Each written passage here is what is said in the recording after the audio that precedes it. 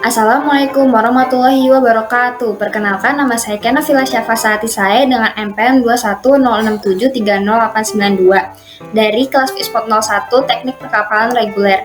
Pada kali ini, saya akan menjelaskan mengenai hydrostatic curve sebagai bentuk evaluasi CPMK 2. Hydrostatic curve digunakan untuk mengetahui sifat-sifat tertentu atau karakteristik dari bentuk lambung kapal yang ada di bawah permukaan air.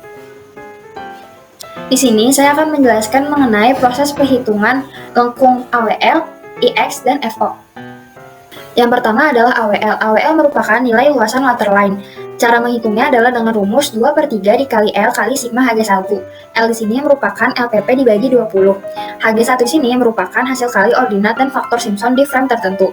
Lanjut, yang kedua merupakan IX atau inersia terhadap sumbu X. Cara menghitungnya adalah dengan rumus 2/9 dikali L kali sigma Hg5. Hg5 di sini merupakan hasil kali ordinat pangkat 3 dibagi faktor kali per S. Lanjut, yang ketiga adalah FO. FO merupakan titik berat terhadap midship. Cara menghitungnya adalah dengan rumus L buka kurung sigma Hg2 ditambah sigma Hg3 tutup kurung per sigma Hg1. Hg2 di sini merupakan hasil kali Hg dan faktor momen di frame YA hingga 10. Hg3 di sini merupakan hasil kali Hg dan faktor momen di frame 11 sampai dengan YD.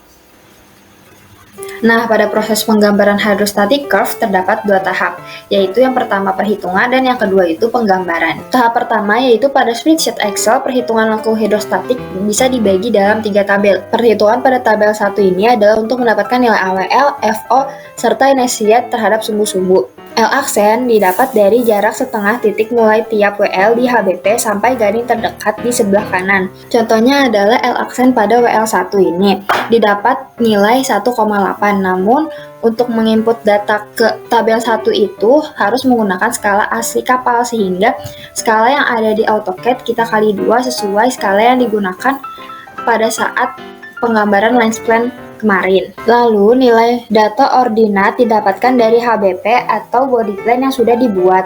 Data yang diambil hanya dari garing 1 sampai 19 saja, 0 dan 20 tidak perlu karena akan memengaruhi faktor Simpson nantinya. Nah, di sini juga ada yang namanya YA, YB, YC, dan YD. YA sendiri merupakan jarak centerline ke titik jatuh WL. Contohnya di sini adalah jarak centerline ke titik jatuh WL pada WL1 adalah 0. Sedangkan YB didapat dari tinggi titik setengah L aksen ke tiap WL di bagian AP. Contohnya adalah pada WL1 ini didapat nilai sebesar 0,15. Jangan lupa untuk mengalihkan 2 di tabel HSC. Nah, tadi YA dan YB itu ada di bagian AP. Sedangkan untuk YC dan YD itu ada di bagian FP. Di sini YA-nya 0 karena titik jatuh WL-nya itu berada di centerline. Apabila YA-nya memiliki nilai, maka disebut transform lambung. Nah, lanjut, yaitu ada tabel 2. Perhitungan pada tabel ini adalah untuk mendapatkan nilai volume beserta titik tekannya terhadap keel maupun terhadap midship. Input data pada perhitungan ini adalah luas masing-masing waterline beserta titik beratnya terhadap midship yang sudah didapatkan pada tabel sebelumnya.